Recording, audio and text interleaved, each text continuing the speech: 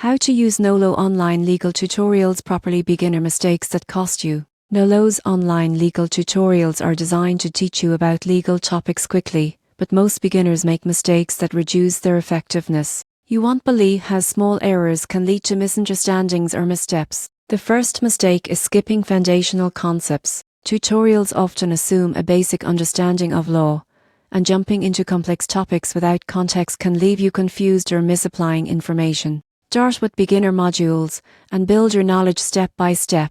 Another common error is relying solely on tutorials for legal decisions. Nolo provides guidance, not personalized advice. For example, learning about landlord-tenant law is helpful, but applying it incorrectly without consulting a professional can lead to costly mistakes. Many users fail to take notes or save examples. Tutorials often include sample forms or templates, and not keeping them organized means losing valuable references when you need them most. Ignoring updates is another pitfall.